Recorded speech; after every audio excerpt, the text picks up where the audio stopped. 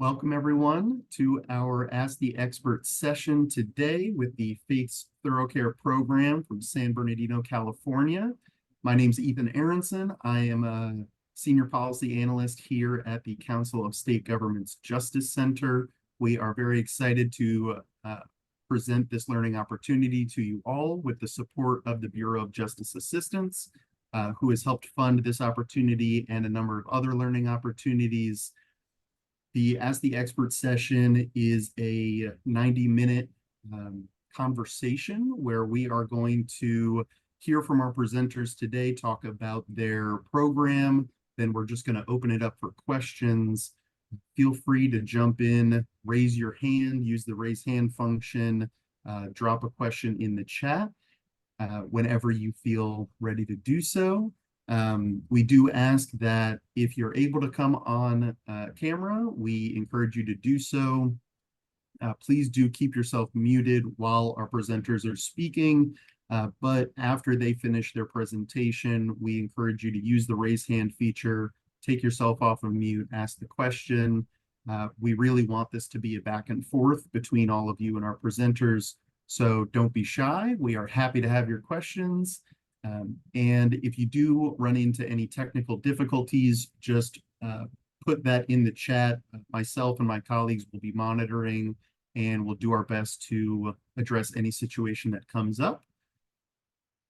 With that being said, thank you all again for being here. Really excited to be talking about this reentry program in California. And so I'm going to turn it over to our presenters so that you can hear about the excellent work that they've been doing. And Dr. Thomas, if you don't mind, and Miriam and James, if you don't mind giving a brief introduction, that would be wonderful.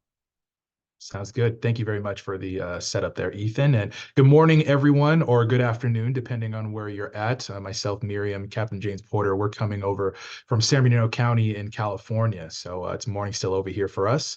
My name is Dr. Evan Thomas. I am the Director of Reentry Operations and co-founder of the FAITHS Throughcare Program. Before I get too far into the weeds, FAITHS, just letting everybody know, not religiously related, but an acronym for Family Attachment Intervention Through Healing Solutions.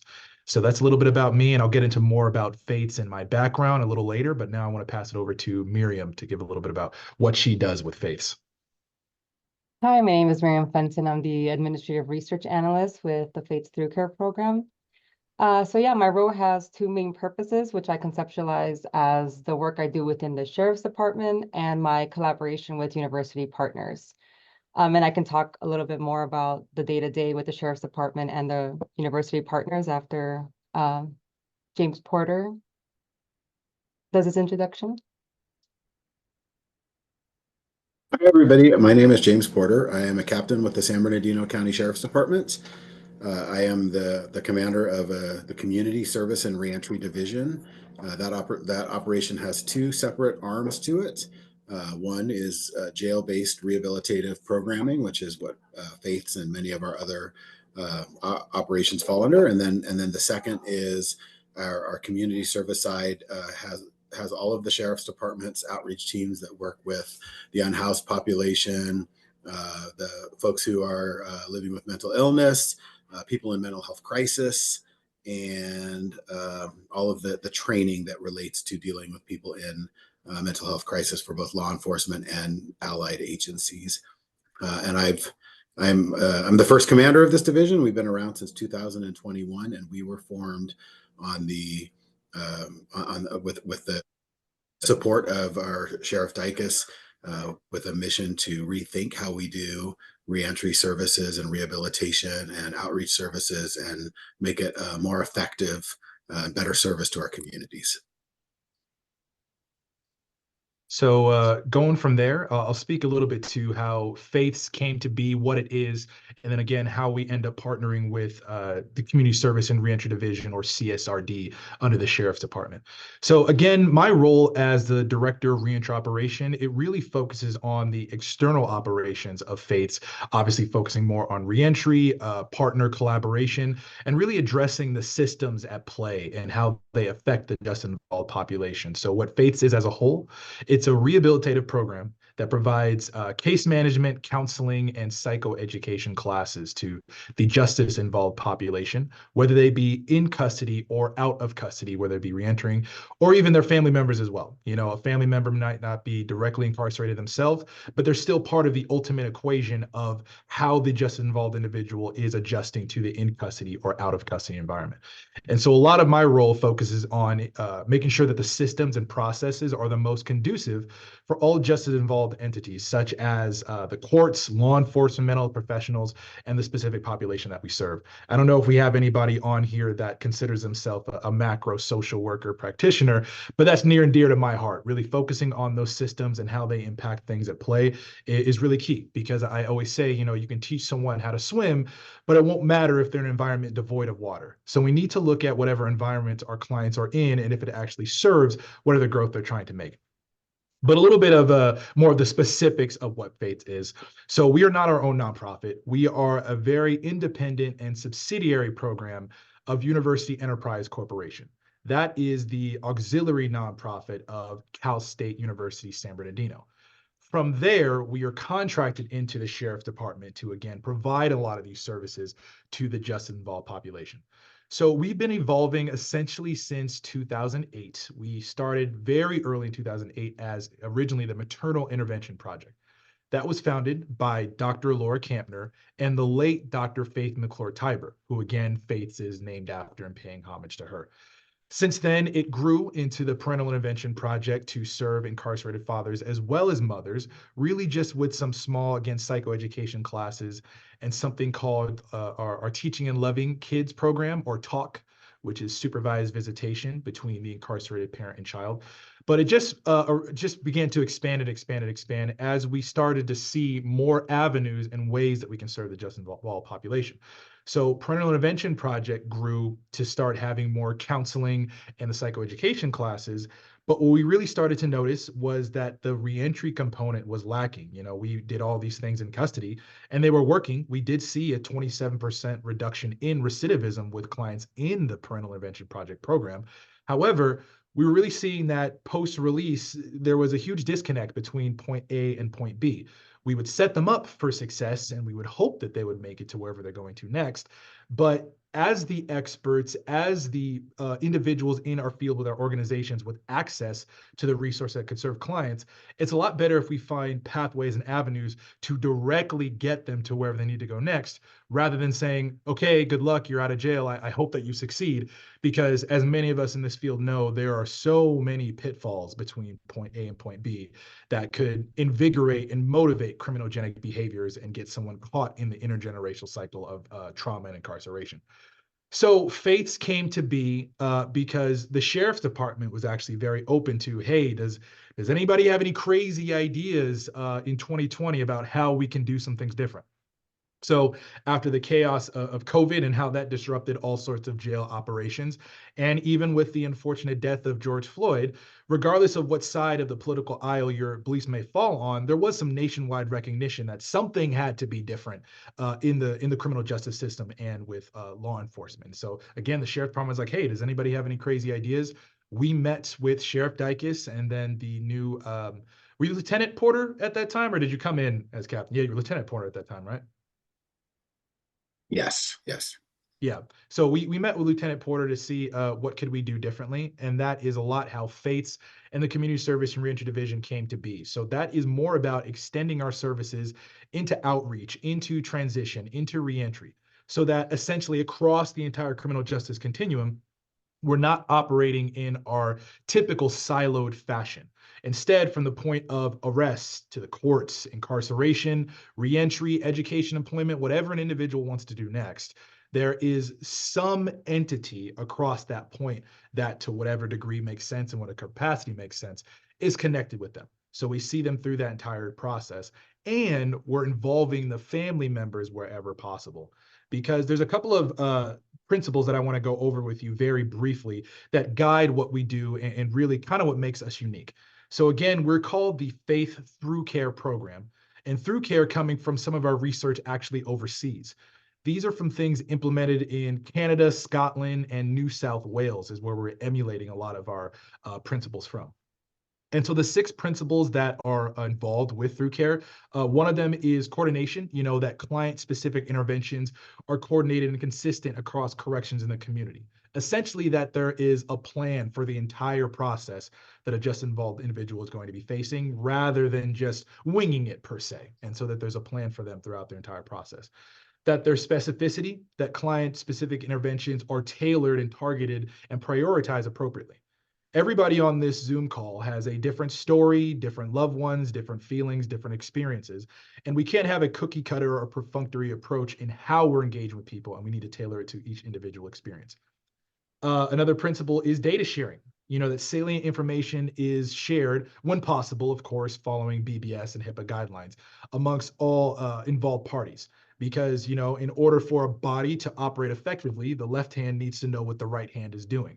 So whenever we can share data, that's just going to increase the success for the client.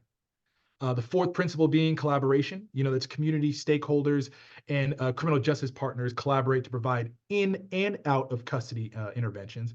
Because again, as I mentioned earlier, leaving jail or the prison population and then reentering, a lot can happen even from that gate to the bus stop that they have to go to or whatever house that they're going to stay at. If we don't coordinate between point A and point B effectively, that 48-hour, 72-hour window, they could end right back up in jail. Inclusion is another principle, and that specific client interventions are developed through the collaborative alliance with the just involved individual. Again, them being the expert of their own life, they need to have their opinion and voice heard in whatever therapeutic and rehabilitative process is created for them. And then lastly, continuity, that the relationship developed through the collaborative alliance is established early and maintained throughout the entire process. So again, for a lot of our clients, it can be re-triggering to have to say the same story over and over and over, to say the same needs over and over and over. Rather, if they could just talk to myself or Ethan or Captain Porter and have that person follow throughout their entire process, that is kind of having this trusting support of the same person throughout their entire process. But without getting too much further into the weeds, there'll be plenty of time for Q&A. I want to pass it over to Captain Porter for a moment to share a little bit about the law enforcement and sheriff's department side of how we came to be. Yes, thank you, Dr. Thomas. So, so this is an interesting challenge, and I tried to look through all the gallery view here to see if there was anybody in a uniform that looked like they were from a law enforcement agency. I didn't see anybody right off. So, so I guess let me start with that. So, a quick breakdown of how law enforcement agencies work, at least in California. You have your local police departments that are kind of your frontline criminal enforcement agencies. You have sheriff's departments, which is what I work for, who also do patrol work and all of the regular law enforcement stuff, but are legally responsible for maintaining and running the county's jail system. And then you have state agencies that do all sorts of things. So we're focusing really on the county jail system here in this meeting. So San Bernardino County has one of the largest jail systems in California. Our average daily population of incarcerated folks is about 5,000 people. Of course, it varies. And that's spread across 8 different jails in what is the largest landmass county in the lower 48 states, which creates some challenges when it comes to delivering services. So back in 2020, I was approached by our then undersheriff, who's Shannon Dykes, who's now our sheriff, and he asked me to consider taking on this task of taking the command of this, what's going to be a newly formed division, Community Service and Reentry Division, CSRD, as Dr. Thomas said, with the goal of rethinking how we do reentry services and bringing in lots of different players who carry the expertise and the knowledge to deliver services more effectively. So let me just give you a quick snapshot of 2021. So in July of 2021, CSRD launches. I am made the captain of it. And with the massive support of our sheriff, he basically tells us, like, you figure out the way, get with the experts, and we will get you what you need to make these services effective. So we started with a lot of data collection, looking at what we did well and what we didn't do so well. So just as a reference, 2021, FAITHS did not exist yet. They were running their parental intervention project, providing kind of a niche need. And the entire operation, the then called the Inmate Services Unit that provided services to our incarcerated population, included one social worker, and 2 drug and alcohol counselors, and a handful of teachers and vocational teachers and support personnel, chaplains, and that kind of stuff. Well, obviously not enough for a population as large as we serve, spread across so many places. As you can imagine, that one social worker was literally run ragged trying to keep up with just the most basic needs of her job. So we met. I see somebody's question. Okay, well, I guess we'll come back to those. So we met with some partners that existed at the time, what became Faiths being one of them, and asked for help from people who were experts. So one of the challenges I think we faced in the sheriff's department, and maybe it's this way in every agency, is we tended to rely on the deputy sheriff as kind of our standard working unit, right? That's what we had the most of, and we expected our deputies to kind of do everything. They were our de facto counselors and social workers and service providers and everything else, and that is obviously not really the best approach when it comes to delivering good services. So we met with Dr. Thomas, his partner Christopher, and the Faiths Throughcare Program model was developed, and he can talk more about that if he needs to. And then we pitched that to the county as our first partnership for this newly formed CSRD, to bring in folks like Dr. Thomas, people who had the education, the credentials, the partnerships with educational institutions that could take a look at services we're providing and then help shape them based on best practices and what the education community felt was appropriate for us. So they came in probably late 2021, early 2022. Faiths was officially brought on board. Is that about right? Yeah, we actually technically launched in June of 2021. Okay, perfect. But we had a little build-up time, right? We had to hire staff, and a lot of stuff in government doesn't move fast. So it took us a little while to really get things off the ground. Then at the same time, there was other expansions, bringing in more social workers, more drug and alcohol counselors, more teachers, more vocational staff, and obviously I can talk about that if we need to. But here today, we're really going to focus on what Faiths does. So Faith started exclusively in the jail system. Although Throughcare was the ultimate goal, we have since added an outside facility so that they continue services after the person gets released from custody. And I think Dr. Thomas touched on it. One of the big things we wanted to address was the idea that the old way, and in many places still the current way, is a person gets incarcerated for whatever reason, and we expect that somehow that mere time they spend in jail is going to change their life. They're going to come to jail and they're going to figure out that they're a bad person, or whatever cliche you want to throw at it. And when they get out of jail, they're going to have a whole different mindset and go out and do better, right? That's a punitive criminal justice system. But I think we also know that doesn't really work all that well. We have to identify the things that led to incarceration in the first place, whether that is substance use issues or some unresolved trauma or whatever the case is. We have to be willing to take a look at those underlying factors and then kind of root those out and work on those. And there was a large scale effort across all of our services to collect the data that would support what we really need to be doing, as opposed to what we've always done, because what we've always done hasn't worked, at least not very well. I guess I'll end. I talk too much, I know, and we'll let Dr. Thomas go back to talking if he likes to. We'll kind of end with saying, we try to adopt this idea that, so first off, the population we serve is really, really hard to work with. We know that we're not going to get them all. Some of them are going to go back and choose the lifestyles that are not good, right? That some of them are criminals. They're going to go back out and commit crimes and end up back in jail, and that's okay. We're going to do our best. We're going to put forth our best effort with every individual we can contact and work with, and whether that effort means high school education, social services, trauma recovery, vocational training, housing assistance, whatever it happens to look like for their specific needs, that's what we're going to develop and work on. And then we really live with our staff on this, I say, with this one life at a time model. Treat the offender, not the offense, right? We got to figure out what's going on with that individual, what happened to them to put them in the circumstances they're in, and then address that. And if we can turn that one life around and repeat that process over and over and over, we're making a win. That's a win for the communities. It's a win for the people involved. It's a win for all of us. And so we're now, 3 years, basically 2.5 really functional years probably into the service process and the shaping of this new operation. And we have a lot of really great successes under our belt, and we're just going to keep on growing. And we know, and our department knows, this is probably a 10-year process. It's maybe a generational process. We have to recognize that there are people in law enforcement, and maybe this will shock some of you, probably not, that really don't care for this kind of work. And can be resistant to it. And we have to either fix them and get them on board or wait till they're gone. So we know there's a generational component to this too, that we need to change the mindset of people. I guess that's enough for now. I'll just let Dr. Thomas talk about the important stuff.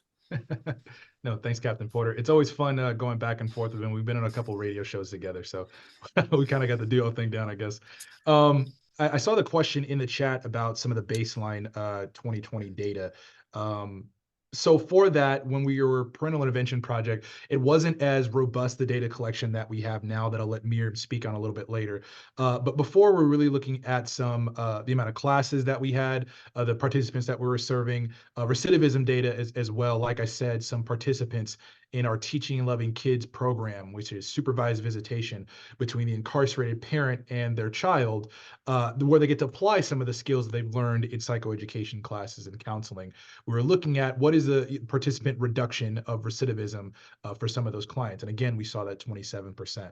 Another thing that we were looking at that helped lead us to FAITHS is, we noticed while the incarcerated parent is in talk with the visiting child that they're going to be engaging with, some caregiver has to bring the child over to the jail facility. So we wanted to engage that parent, a caregiver, whoever that was as well. And so we had something called our Talk Support Group. And what that was for is to inform the non-incarcerated caregiver on what's going on in the jails. We had a lot of clients that were in our class that say, I understand this stuff really well, but my wife never listens to me about any of this stuff. And there's just kind of a disconnect in visitation. So why don't we kind of connect the dots for them? And for anybody that's dropping their kids off for talk, hey, can we inform you a little bit about what's going on? And some of the survey data that we were looking at 3 things. What was before and after the talk support group? Before and after, what was the knowledge of what the incarcerated parent was engaged in? What was their confidence in the incarcerated parent's ability to apply the skills and knowledge that they learned?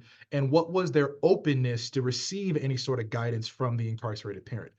After the support group, we saw an increase in knowledge in what the incarcerated parent was doing for the non-incarcerated parent.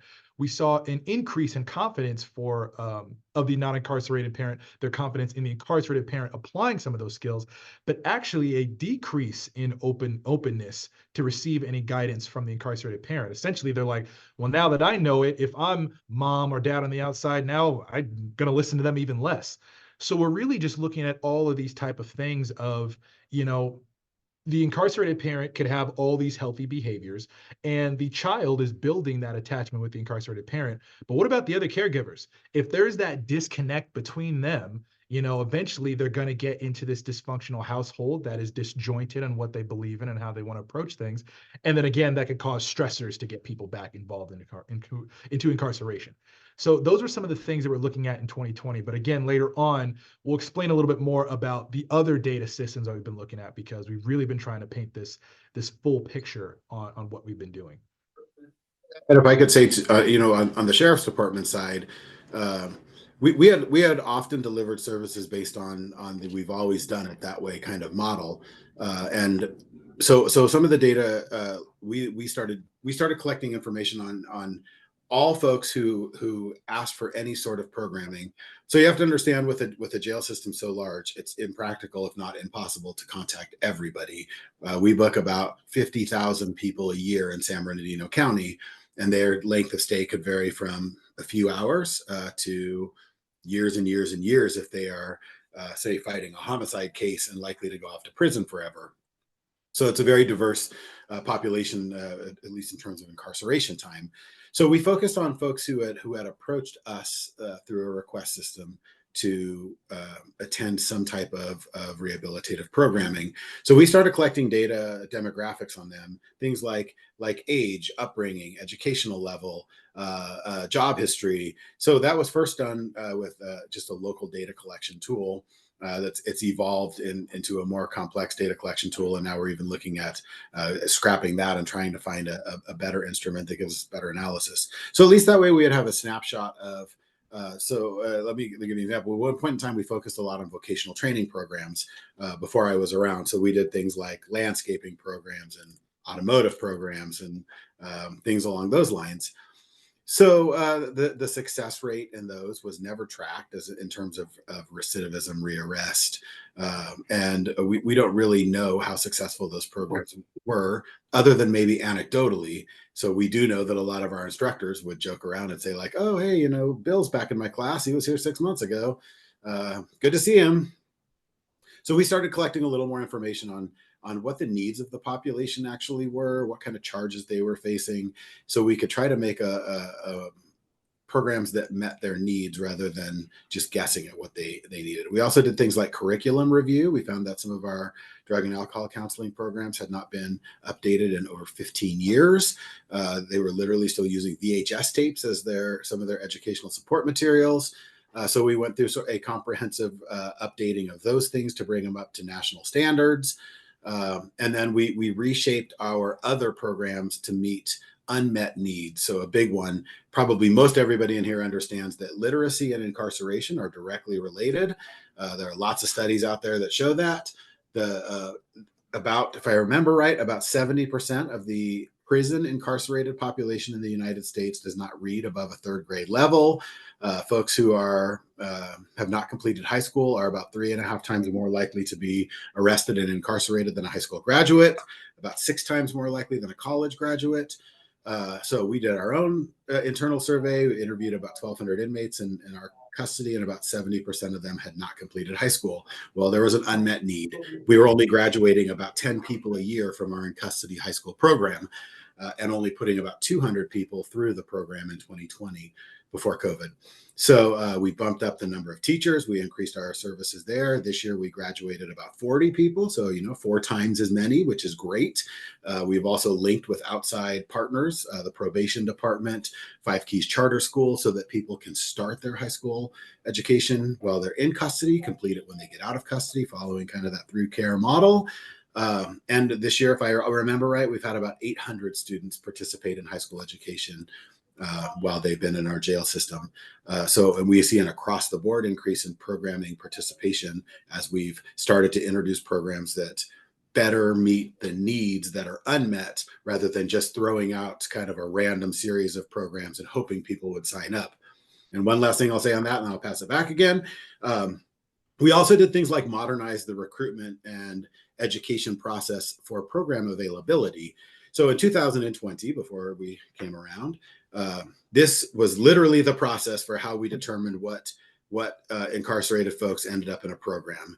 About once a month, a civilian employee from the sheriff's department called an SCS would walk to the housing units, tape a list on the door, a piece of paper, and say, "Sign up if you want to take a class." And people would walk over and go, "Oh, drug and alcohol counseling, sure," write their name down, and they'd end up in a class. Not the most effective means of doing things. So we try to take a little advantage of the limited technology that's available in the jail system. So there are kiosks that inmates can use to order commissary, do request slips, that kind of stuff. So we added information on all of our program availability there, so they can at least read about what's out there. And now we actively educate them. So we send staff to housing units to tell them, hey, these are the things that are available, and try to recruit them into programs that are a little better suited for their needs, rather than write your name on a piece of paper if you're interested. All right, back to you there, Dr. Thomas. Thank you. Well- The last thing that I'll say before I kind of pitch it to actually to you, Miriam, and then open for questions. I also wanted to note that we are also a practicum site. So we have graduate level interns, bachelor level interns, and even looking to get doctoral level interns eventually sometime in the future. And that helps spread the amount of services that we can provide. As Captain Porter mentioned, there are quite a lot of individuals involved in the custody system. So just the paid staff members, we're not going to be able to get to all of those individuals. So then we have these graduate level interns to help provide some of these classes. We can still function without these interns, of course, but this allows us to expand our reach, collect more data, and then also provide some of our more programming that involves some of the children of incarcerated parents, such as talk. And then Miriam, you were gonna mention something as well. Oh yeah, I just wanted to add that so my position was created in 2022, and when I came on board, I just wanted to collect data on absolutely everything. Our approach to reentry and programming inside the jails is multifaceted, so I wanted the data collection to be multifaceted as well. So with my day-to-day operations in the Sheriff's Department, I do focus on tracking clients who are participating in our programming, monitoring successful completions and outcomes, reductions in disciplinary actions, charges as well. The way that I do that is, a few ways. We have a jail information system, the same one that Captain Porter was talking about, where we kind of keep track of the charges, date of birth, kind of like simple demographic information. But with that, I have access to that system. So that's where I get a lot of my preliminary information about the clients that we're going to see in our FAITHS programming. And then from there, I also have a team of research assistants, and we come into the classrooms when classes are about to start.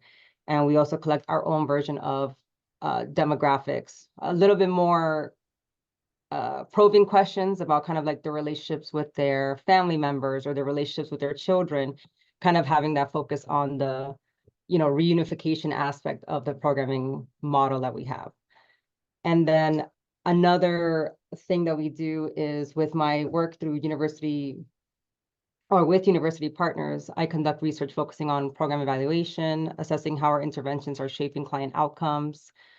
So this aspect of my role allows us to understand not just the impact of our services, but also how our program is helping clients develop the mindset needed for successful reentry, essentially. That's like the main goal. By fostering changes in criminogenic attitudes, which in turn develop healthier mindsets for decision-making, accountability. Again, that family aspect, are they going to come back into the community as healthier versions of themselves than when they actually entered the correctional facilities? So if you guys have any questions about that, there's definitely a lot of layers to the data collection process and kind of how we analyze our success as a program. So it looks like Heidi asked a question. If Ethan, can I answer that for a second? I was just going to say, it sounds like we've heard from all three of our presenters. If you're comfortable, Dr. Thomas, I was just going to encourage folks to start asking questions. We're opening it up. So like I said in the chat, either drop your questions in there, and, Evan is way on top of it, already getting ready to read out the question and answer.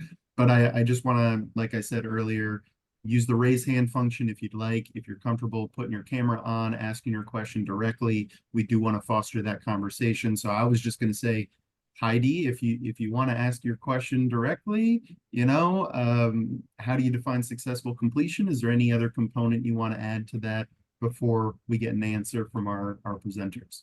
Yeah, sure. So I work with program evaluation with some jails and community mental health agencies. And so we kind of struggle sometimes around defining success. And so it was actually a conversation we just had last week. So I was just curious on how you're defining that successful completion. Absolutely. No, that's a great question. And thank you very much for asking that. So there's a couple of things. Obviously, we are looking at recidivism ultimately as a shared goal between FAITHS and the Sheriff's Department. We're looking at some behavioral outcomes from some of our assessments. But for specifically successful completion, that depends on the program that a client is involved in. The majority of our clients are going to be involved in some of our psychoeducation classes, whether they be court ordered or they are just, bored, interested, and they just volunteer for it. A successful completion is if they make it to the point, attend enough, participate enough to the point of receiving a certificate. because those certificates they use again for their court ordered mandate, or maybe they have a CFS case and they're looking for unification. This helps them in whatever some of their legal troubles may be. If we're looking at having some one-on-one counseling or group counseling, we might be looking at, are you meeting some treatment goals? Are you actually seeing some progress as you're working with your counselor? Now, again, we make that treatment goals rather than a set number of sessions, because maybe somebody had a class, they only needed a couple more, like 1, 2, or 3, then they're good. Maybe somebody needs 10, maybe somebody needs double that. And we're really looking at how long is it taking? Are you reaching your treatment goals before you get released, transferred, or you just say you don't want to do it anymore? So if you're meeting those goals or not. For some other programs, we're really just looking at if you have a flat number of participation in a program, such as talk. So again, we do look at some of the behaviors and modifications of the client that they're applying with their child, but we don't want to say, okay, you're successfully completed, we have to kick you out now, because that's essentially taking them away from the attachment and visitation with their child. Instead, we're trying to look at, did you meet a set number of participation and talk events? Because to do that, you have to not be receiving any disciplines while you're in custody. You have to not be getting any new charges. So you have to be showing that pro-social behavior in the talk sessions and outside of the talk sessions to show some growth. If I could add a little on our side, the sheriff's department side. So one of the challenges in government, and again, I don't know the population we're talking to here, if everybody here is government workers or not, or nonprofits or whatever the case is. But one of the challenge from the government side is government agencies really like success, right? So we're spending money, taxpayer dollars, and we want to see results for that money. So if you're gonna push for these big tide changes in the way an organization does something, you need a strong advocate. Right? You need somebody who's going to get beat up a little bit. That's my job a lot of times, by the groups that work around you, because people don't like change and they definitely don't like failure. So we try to say that success is really tough to measure in some of these programs. I'm going to just use an outside faiths example. So we have a program called AIM, Acute Incarceration Management, which is run by a social worker, supported by 2 deputies, and is focused on the most arrested individuals in the county each year. And all they do is work with those folks to try to get them into treatment programs, housing, mental health services, whatever it is that they need. So a success with that population might mean, instead of getting arrested 50 times this year, you get arrested 15 times. It might mean that you have never talked to a social worker before, and this time you are willing to engage with the social worker and start talking about services. It might mean that when you leave jail, you don't leave to homelessness. You leave to a community partner who houses you, even if it's only for 3 days, and then you go back to the streets. So success varies dramatically, and you got to have somebody that's willing to stand up and fight and say, success can't only be, oh, this person turned their life around and they got a job and they're now a productive member of society, because we'll fail. Like, we have to measure success one bite at a time, right? You don't run a marathon without starting practicing and doing a little bit of growth each day. Well, these individuals need the same thing. And so it's tough to give a hard answer on success. We gauge success based on variables, based on the individual, the program, and everything else. And it's just my job to go fight for that when it gets questioned. I see Joanna's question, and then I think Christina, your hand went up after that, and then Miriam, will pass the question from Alexandra to you. Just to give a quick number on the successful completion rates that we have for the fiscal year of 21 and 22, we had 441 participants with a 62% successful completion rate.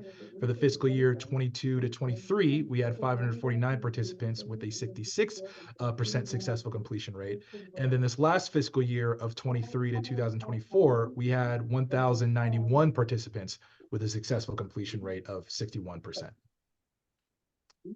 That's great information. And Christina, if you don't mind coming off of mute to ask your question, and to Captain Porter's point, if you don't mind just telling us where you're from and what kind of position you're in that brought you to this work, we'd love to hear it. Yes, hi, thank you. Good morning, everyone. My name is Christina Romero, and our nonprofit organization, Esperanza's Enterprise, is implementing an ecosystem of accessible temporary housing and self-sufficient support services for justice impacted and unhoused women, helping to create healthier, thriving communities in the San Bernardino area. And my question was to Dr. Thomas, does your center there partner with nonprofit community-based organizations after reentry, like collaborate with the nonprofit and then extend any services programming to our participants after reentry? 1,000%, 1,000%. I am so happy that you're here. Yeah, that is the exact reason that we have the community site that I'm actually presenting from right now. I'm at our community site in San Bernardino, because again, we want to work with individuals as they get released to continue that support outside of that jail and custody environment, and then whatever they have going along that, or for their family members. We just recently, I believe it was last month, started our first community class here, and we're about to start up another one for anger management on October 8th. We also have counseling case management, getting clients connected with any resources that they need. And because we are state funded through AB 109, it is no cost to any of the clients that we serve, and there's no insurance requirements. We're really, again, under the umbrella of the Community Service and Reentry Division, trying to assist individuals any way that we need. And if we're not the ones that can directly provide that service, then we're trying to be that streamlining avenue of getting someone, again, from point A to point B. So I would love to connect with you further offline to see what we can do and create a pipeline for some of your clients. Me too. Okay, thank you. I'll be reaching out. And Christina, also say, Dr. Thomas and I just talked yesterday about how FAITHS could start partnering. Sorry, it's hammering on a wall outside my little cubicle here. So we just talked yesterday about That hammer must have struck pretty how hard. FAITHS might be able to provide some services to serve women or families. Uh-oh. Can you hear me? Can you hear me? You're back. You're back. Okay. Yeah, I guess they're, I don't know, jackhammer or something. So Christina, we would love to talk too. So all of the homeless service outreach teams, like the HOPE team, the Inroads teams, all of those teams also work for me. And their primary job is contact with the unhoused community all around the county, and getting folks into services that meet their needs. We are very proud of the work they do. So if you are based in the San Bernardino area and you're specifically looking to serve women and families, that would be a great resource for it to connect you with HOPE, so that you could work with them. Thank you for extending that. I do look forward to meeting with you. I have been in communication with Arturo, I can't say his name, Arturo. Yes. And so yeah, I do look forward to connecting with you as well. Perfect. Is that Art Ramirez? Art Ramirez, yes. Yeah, perfect. So he works for me, and that is our START team, and they do transitional work coming out of the jail system. So yeah, we would love to get together and meet. Let's the three of us connect offline here, and we'll form a little partnership here, which is what this is all about. Yeah. Thank you. And then for the question inside the chat, Alexandra. So I hope I'm understanding this question correctly. I think we skipped over Joanna's question. I just don't want to miss that one yet. Oh. Yeah, let me just touch on that one, and then I'll pass it back to you in a second, Miriam. Okay. So yeah, Joanna was asking about any specific curricula or specific therapy modalities that we use. Yes, we absolutely do. For the modalities, we very much subscribe to interpersonal process theory. So what that really focuses on is the process dimension between the counselor or therapist and the client that's in front of you. So of course, there are so many things out there, so many interventions, and we can get caught up in this perfunctory manner of, I'm going to treat everybody in a cookie cutter approach, whereas interpersonal process theory, or IPT, focuses on what's happening in the process dimension between us. And that way they see that there is a real connection and attentiveness to whatever their needs are. And then we can adapt our agendas as whatever sort of behaviors are coming up in that moment. So we use that for all of the practitioners that we have. We instruct all of our interns that we have to apply that with clients, because life is happening and every day. Because the just involved population, they had whatever traumas they had before they were in custody. They have whatever traumas that are coming up then, and even things that might be spilling over in the class.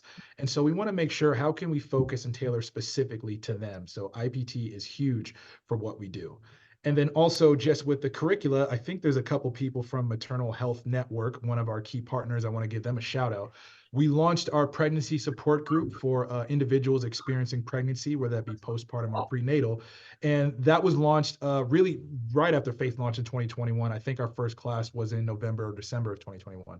And that is a synthesis of our own attachment theory material, as well as their community education bundles. So again, in no way are we any sort of medical experts, but we are trying to guide them through the daunting experience of experiencing pregnancy while incarcerated. So the majority of our other programs or other classes are based off of our own research and development, but that is a specific program where it is heavily influenced and created with MHM. And I always have something to say on the sheriff's department side. I'm sorry if I talk outside faiths. I mean, Dr. Thomas is the expert on faiths, but I want to talk from the CSRD side a little bit too. So we do have other programs one other program right now that actually allows the minor children of the incarcerated parent to have in-person visitation. So Dr. Thomas talked about the TALK program. We have one called Love for Literacy. Those are very unique programs. We have 3 jail facilities that have essentially a daycare built into them so that children come in to the edge of the facility. We bring the incarcerated parent down, and they, under supervision, actually get to have, contact visits with their kids, which is huge when it comes to rebuilding those family bonds, which are, along with literacy, is one of those big indicators of future success. So everything that we do outside of faiths is also supported by experts in the fields that we're trying to deliver a service in. So in that case, Love for Literacy, for example, is partnered with the San Bernardino County Superintendent of Schools. So there are school teachers, literacy coaches who oversee that, who develop and deliver the curriculum that does the literacy development in the individuals. I think that was a big change that we did after Faiths came on, and we started having these broader, higher level talks about what we could do better. That was identifying and onboarding experts in the individual fields so that we were no longer relying on, the one size fits all social worker to be teacher, educator, family reunification person, and everything else. We wanted to identify the needs and then put the right people in there. And Joanna, I just want to give you the opportunity to ask any follow-up or clarify anything on this question. I know that was a lot of information. It's great information, but I just want to give you the opportunity to ask any follow-up or clarify anything. Yeah, thank you. No, it was incredibly helpful. I love all the great, really innovative stuff that you guys are doing. One question that I do have, I am a therapist that has worked in a detention facility and works with this justice-involved population. I recently did EMDR training. I'm just curious if any of the therapists there have done any EMDR training or EMDR therapy with clients. We have not yet, but that is something that we are looking to explore in the future. One of the things that, it's just kind of the pains of working in a jail in comparison to a prison. People are typically set in one spot for a lot longer. In jail, there's plenty of movement, transfers all over the place. So we've leaned away from that just because with our specific program, we haven't had as much time to really sit down and dive into that and get as far as we would like to. But that is a training that we're intending on getting our interns and staff involved with probably within the next 2 to 3 years. My staff can do that now that I said that on a recording. We do offer EMDR through our mental health services. So one of the challenges in government, right? Everybody likes to have their little foothold. So as much as we have fought the system, Faith does not do therapy in the jail system, if you want to call it that. So we have a mental health services provider contracted to the county who does all of our primary mental health services. They do EMDR. Faith does psychotherapeutic rehabilitation, we'll call it. We have to play a little game sometimes to get things through. But yes, I know we have looked at EMDR, and we're looking at expanding the Faith's staff to include some of your higher level licensed staff to start bringing services like that in. Awesome. Thank you both. All right. So I'm going to turn it over to Alexandra. Alexandra, you had a question in the chat. Just want to give you the opportunity to introduce yourself and maybe ask directly, or if not, I'll read it out for everybody. Yeah, I apologize. I'm actually in a public space right now, so I don't know how well you all can hear me because there's a lot of background noise. But I currently am working as a policy researcher for the Frederick community all the way over in Maryland, so kind of on the other side of the country from you all. But the program that I'm working with, I'm working for the city of Frederick, and they are very much in the beginning stages of mapping out services and service gaps and we're really caught in that data analysis stage currently before we fortify and kind of develop our reentry efforts. And so as someone who's collecting the majority of that data, when we speak to criminogenic needs, there is that issue of access and security and the long-term relationship of trying to foster those relationships with clients while they're still incarcerated versus trying to collect that data once they are released. And currently at the local facility that in Frederick, the city of Frederick, there are no therapeutic professionals. It's very, very low staffed. So trying to incorporate a staff member to collect that data would be pretty difficult. So I'm just curious about what the process looked like for you all. Obviously, it's a completely different population, obviously much larger in your area compared to the one over here. But if we were trying to gather that data, which I think is so useful in evaluating outcomes, what would be the recommendation there? Is that something that necessarily has to be done in facility, or is there a possibility or potential for it to be collected post-release? Miriam, you want to take that one? So we're in a unique position because we are inside of the facilities and then we have our community side. So we're able to see clients on the outside once they're released. So typically how we see clients, we give them a transitional care plan sheet. And then from there, they kind of identify the needs that they have. And it essentially asks questions about employment, about if they need literacy assistance or DMV information, vital records, things like that. So right out of the gate, we're kind of identifying the needs of the clients before they start our programming, before they start getting seen for one-on-one sessions, et cetera, et cetera. And then the clients that are going to be released into the community now have the opportunity to come to our community site. And then from there, we kind of continue that care. Okay, now we're going to help you with getting, your resume going or getting you close to go to an interview.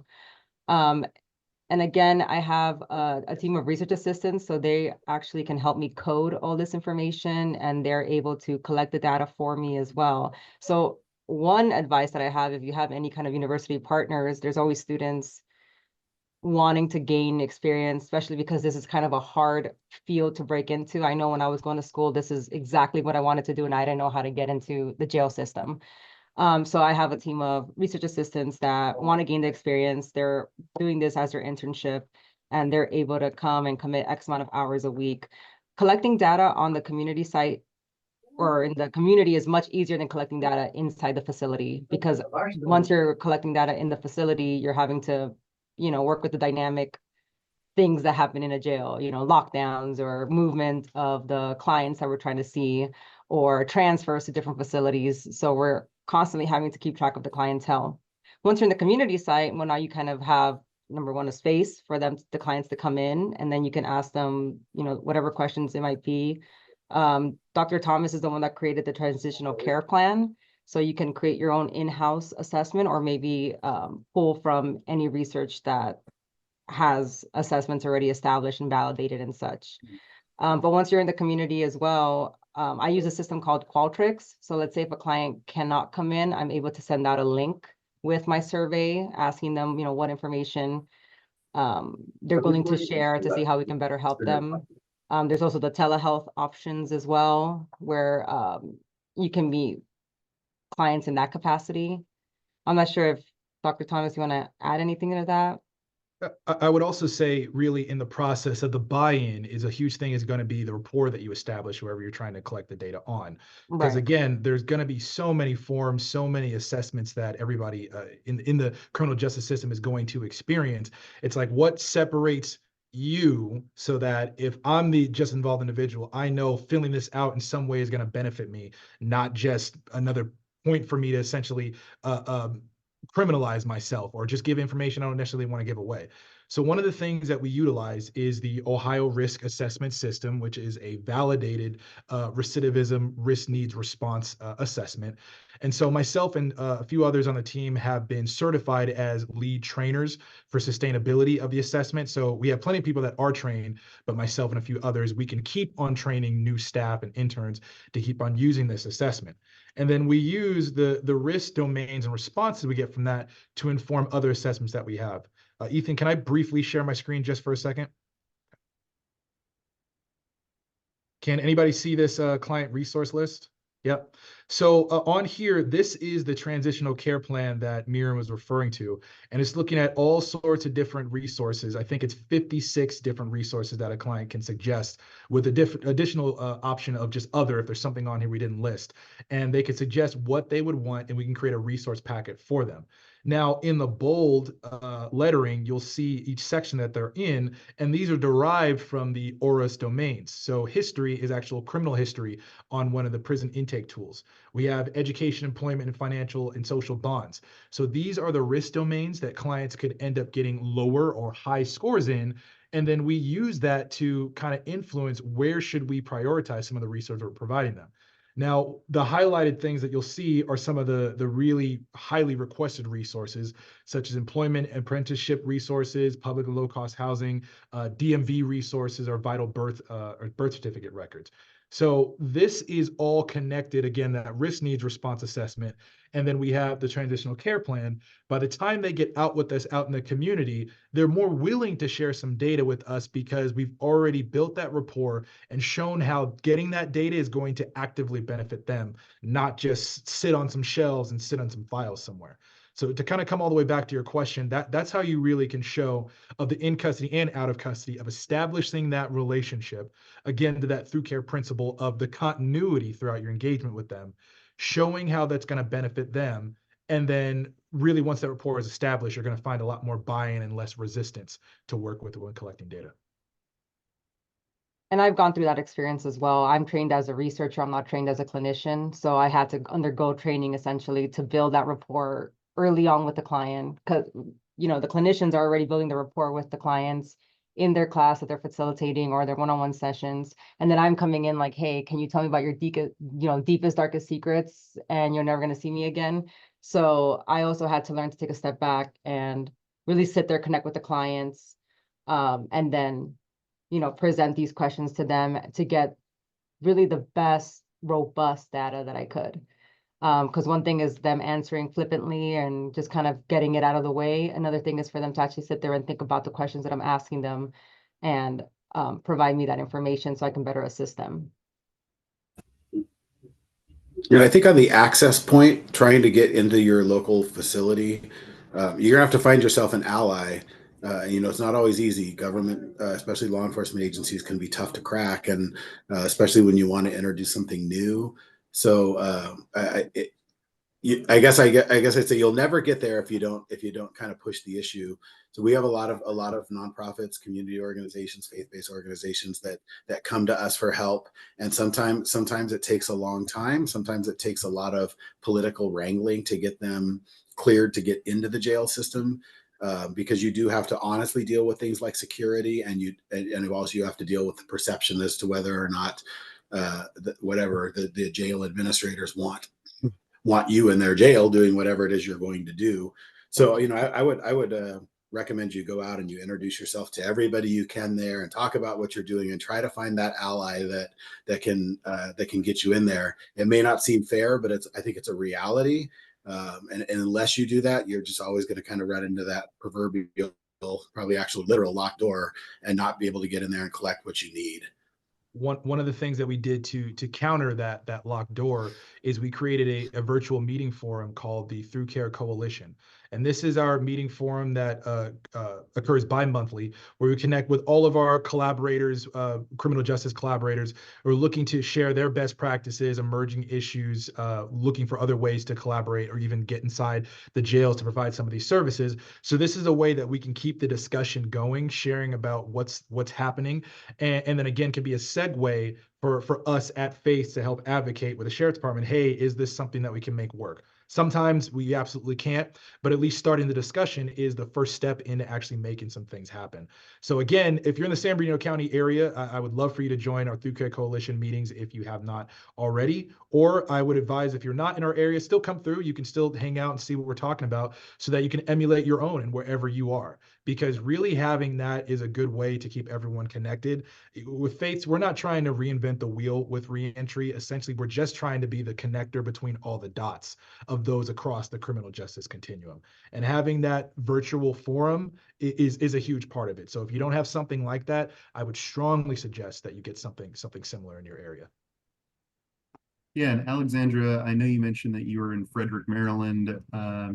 Feel free to email me. I don't have any connections at the jail, but I have worked with the Frederick Police Department on one of the Justice and Mental Health Collaboration Program grants that we are technical assistance providers for. So I could put you in touch with some of the folks who are working on their mental health unit if that would be useful to you. So just let me know. And I'll echo that, like, yes, I'm over here in San Bernardino County, but I am a captain in a very large, pretty well-respected sheriff's department. Dr. Thomas, I'm sure, would support me on this. If you would like somebody, if you can find a person willing to listen and they want to hear about how bringing some of these services into their jail system can do things like reduce assaults on staff, reduce disciplines, reduce bad behavior among their incarcerated population, and why they should at least let the data collection occur, we are happy to try to bend their view a little bit. That's what we're here for. Yeah, that's a soft And pitch then- for us to do another radio show, huh, Captain Porter? Yeah, that's right. That's what we do.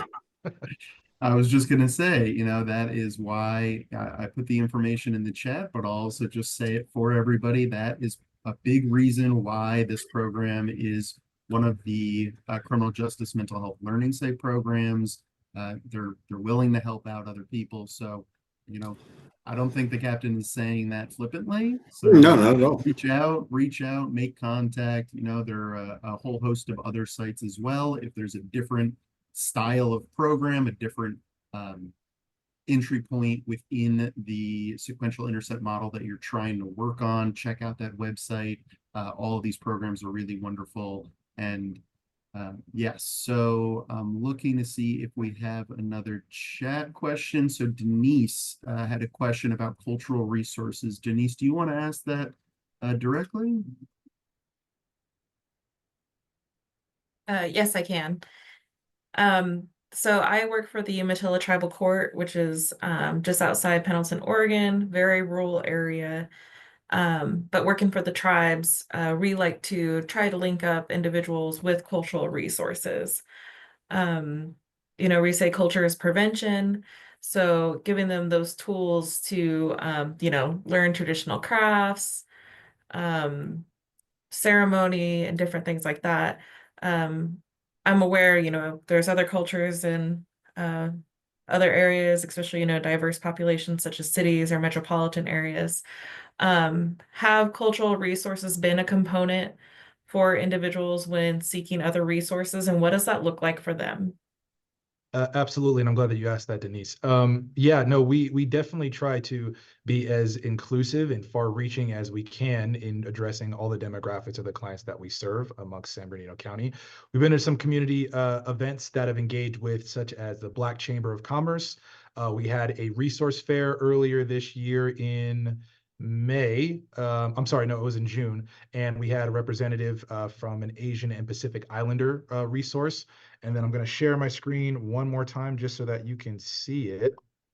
If you can see under family and social support / neighborhood problems, we do have a section for assistance for Indigenous peoples. And that was requested for this sample about 5.10% of the time. So we do want to make sure that, again, that we're trying to be inclusive for anything that might be coming up for our clients. And we have had some representatives as well from Indigenous tribes to some of our Throughcare Coalition meetings, again, to represent them in that virtual forum.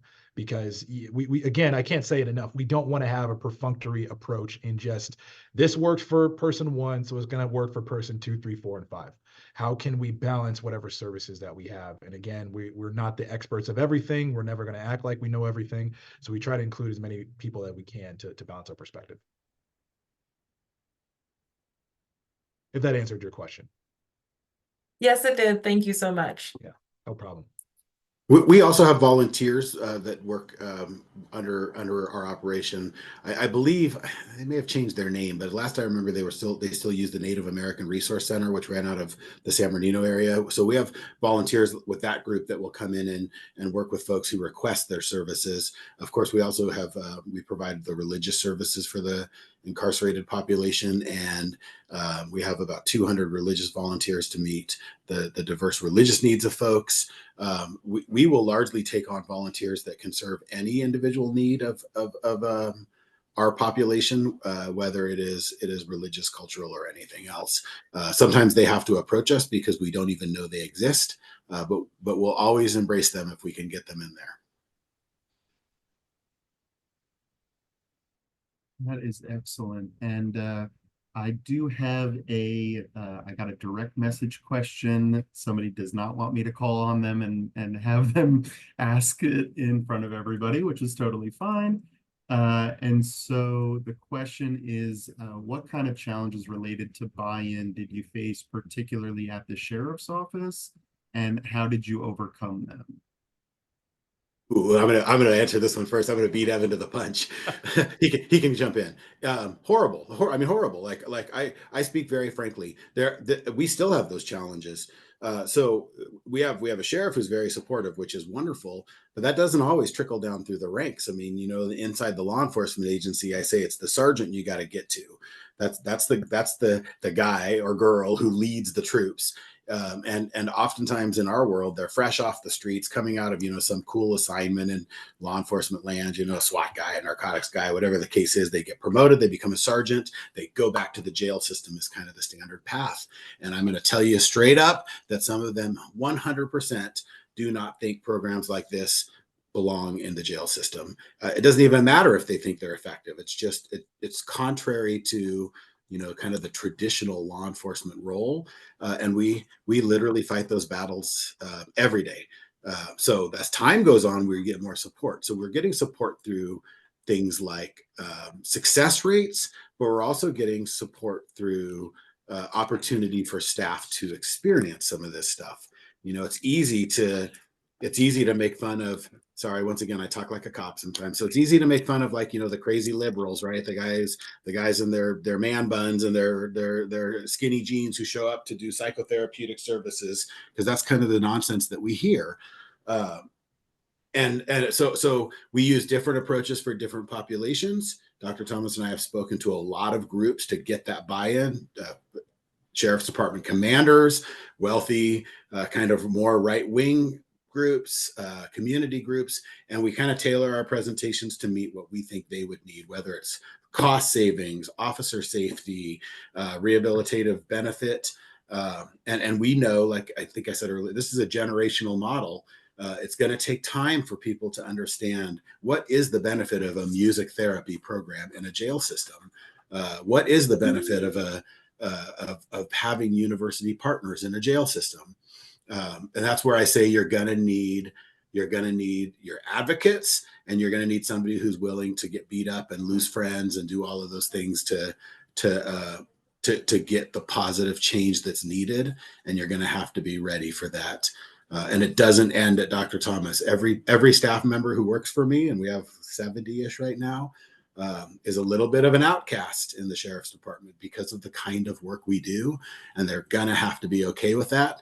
And we just reiterate to them the value of the work that they do, and what they really came to this kind of work to do is to help people, and that's what we're doing every day. And we just slowly work on winning those battles with the detractors. All right. Dr. Thomas.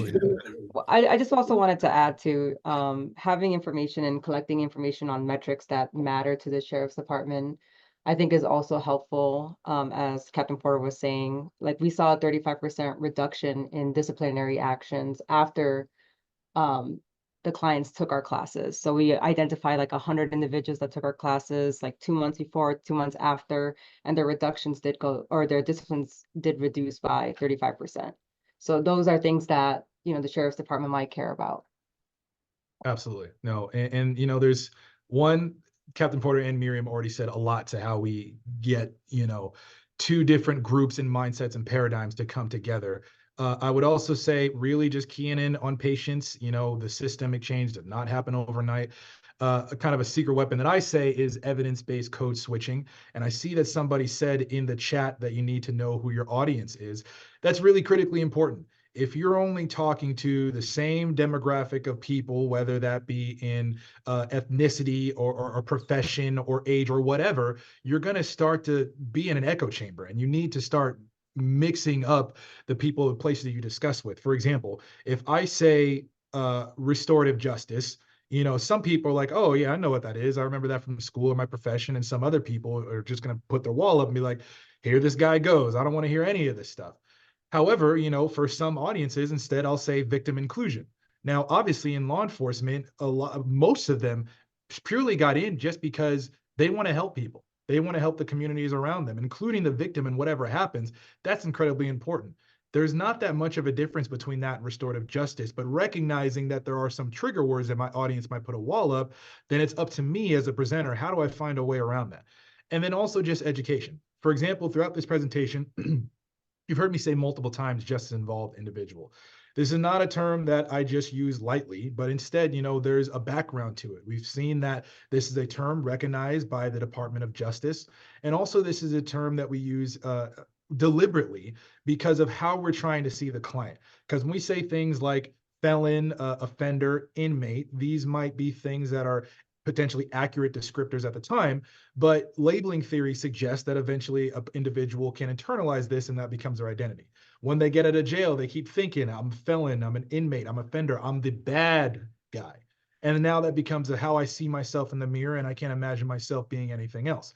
Whereas just involved individual is a state of being. We're not ignoring the fact that a crime was committed, you are currently incarcerated, but once you're released, you go back to being an individual, a mother, a father, a chef, a real estate agent, whatever, and you can leave this past identity behind.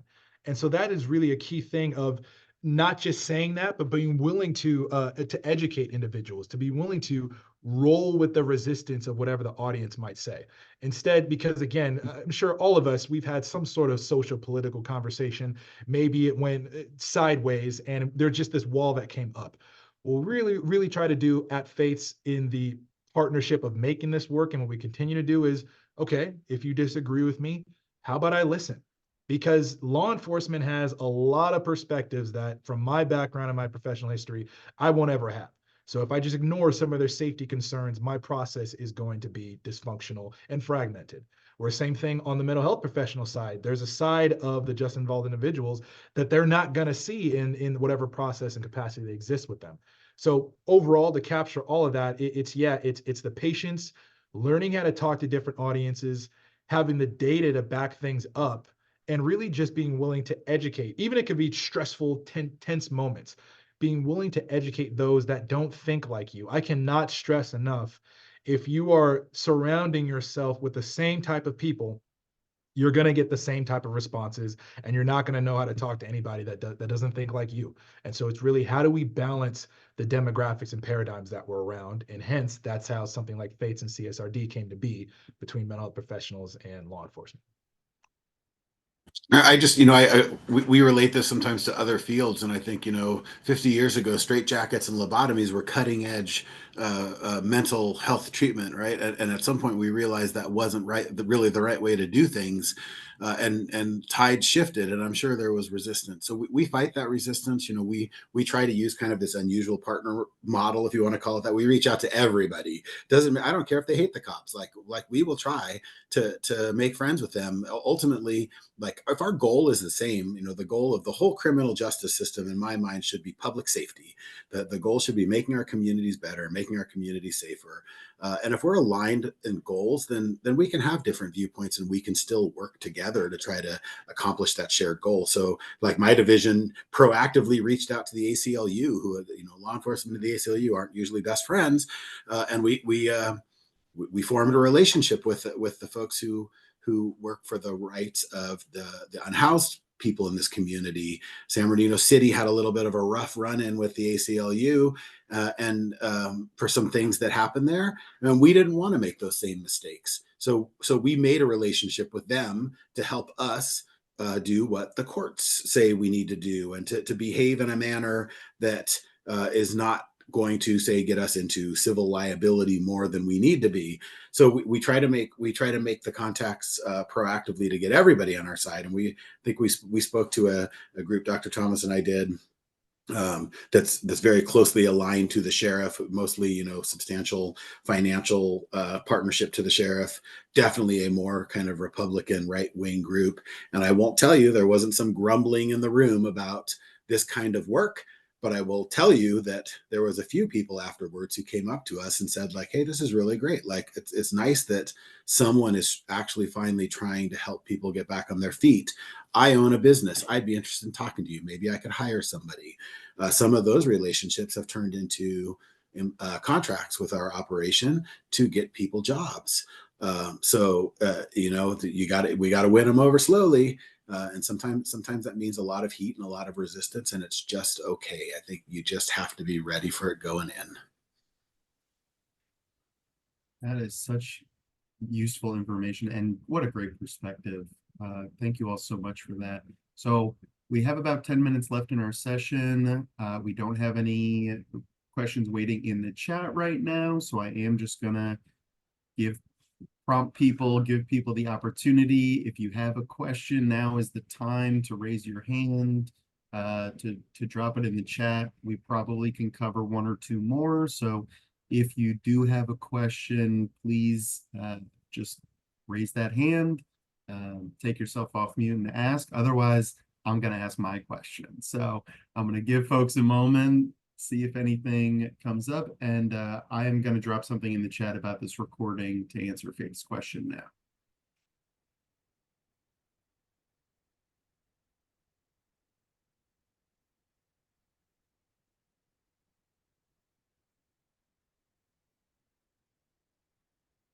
Okay.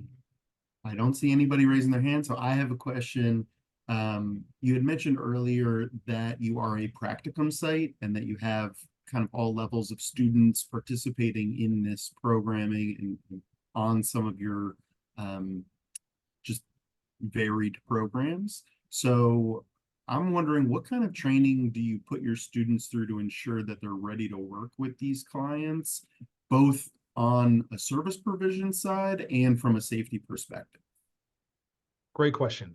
It's a lot. First off, they get a couple of kind of pre-trainings before they even start practicum. One of them is the Intro to Corrections training that is provided by the Sheriff's Department. That is an all-day training that goes over essentially all of the safety factors of operating within a jail, going over different jumpsuits that they might see of just involved individuals walking around, and so they understand the classification levels, understanding how to use the phones, all sorts of things like that. And that's provided to all of the volunteers or contractors that are working within the jail facility, because kind of have to do a crash course on, hey, you're getting ready to be here. We want you to be safe. We also provide them, specifically myself, I provide them the Ohio Risk Assessment Certification Training. That is a 2-day training to certify them to appropriately and effectively use our recidivism risk assessment that I mentioned earlier. And then we have 6 weeks of onboarding training before they are actually providing any services in the jails. That is going over data collection, clinical supervision, security risk of what technology that they can bring in, role-playing, training on interpersonal process theory, just everything that they could possibly need before they get in the jail system. Because it's not just about keeping them safe, but also on the other end, we have to make sure that they're not potentially damaging any clients. Because I don't know if anybody on this call has ever had a bad therapist, but that can put you in the other direction too. So we really want to make sure that our interns in their education process, they are ready to provide these services just involved individuals. So again, they have about 3 days worth of training before they actually start, and then 6 weeks of training to cover everything that they would need in a clinical sense, a safety sense, and just a logistical sense to operate with us. Yeah, so there are legal requirements that have to be met. For example, everybody who comes through has to have a background. We will eliminate some folks based on background concerns. So they run through a sheriff's department background investigator. They have to go through what's called Prison Rape Elimination Act training. They do go through some sheriff's department safety training. And then they are always under supervision. So my operation has deputy sheriffs assigned to it who provide supervision to classes to ensure that they are as safe as they can possibly be, with the understanding, of course, that there is always a risk in a jail system. And I think I'm very proud to say it's in the 3.5-ish years since we officially launched this division. And in the 5 years or so I've been in this position, we have not had a single significant incident involving any intern or full-time staff member. No contraband smuggling, no inappropriate relationship forming with somebody. Those are always concerns. I mean, it's just a reality. I say, like, you have to face the reality that for many of the incarcerated people, their therapist or service provider or teacher is going to be one of the first stable relationships they have. It is a female-dominated profession. Most of our incarcerated folks are men. And let's just face it, there is always that potential that a connection is going to happen. I mean, we are people, as somebody said earlier, and these things happen. But I am proud that we have not had one of those incidents. And we do our very best to stay on top of the work that everybody does to ensure that that doesn't happen. So I think there's also a great deal of trust in Dr. Thomas and their team. They do have full-time employees contracted to us that we know and trust to make sure to intervene if those kind of things happen. And if anybody listening out there is ever interested in having an intern program, it is a wonderful force multiplier for service delivery. There's a mutual benefit to it. Interns are free, right, in the grand scheme of things. Most of them need the hours anyway. I mean, this is part of their education to complete their master's degree in most cases for us. So by using this model for a few $1 million a year and all the staffing costs we pay, we get probably $6 to $8 million a year worth of service, because we have up to 32, is it 32 right now, interns? Up to 32 interns working in the jail system, delivering upper division services, upper division education level services at no cost. It's a really great program, and they're getting their hours towards their degrees. Yeah, if anybody, there's so many things. I'll be open to whatever you want to connect on, but I would definitely suggest, if you're thinking about an internship program, feel free to reach out to me about that as well, because that's huge. And then again, it's not just what we're getting from them, but even from us. A lot of our interns, a couple of them are actually, at least one of them is on right now. I don't know if you can all see Gabby Walker. She was an intern of ours who's now one of our clinical service practitioners. So we do like to hire from within. And for those of them that we are not able to hire just because we don't have the openings, they typically go on to get the exact jobs that they want because of the proper training and experience. And you're just really exposed to an eclectic population, because anybody can come to jail. You're going to see a little bit of everything in the incarceration system. So yeah, feel free to reach out to me if you're thinking about starting an internship program as well. All right, well, we're just about at time. If anybody has a super simple question, now is your last opportunity. But after I offered last time, I didn't get any bites. So I think we're ready to wrap it up. But I do want to we do have a question. Is the internship program just for probation office services? No, for the internship program, again, we have multiple university partners, and again, right now it's bachelor and master's level, typically working inside of the jails, providing classes or counseling. We have some involved with our talk program to assist a facilitation between the incarcerated parent and their child. And then from time to time in the past, and now we're looking at making a full program of them assisting at the community site as well. We've also utilized our interns to be a connecting liaison between some of our partners.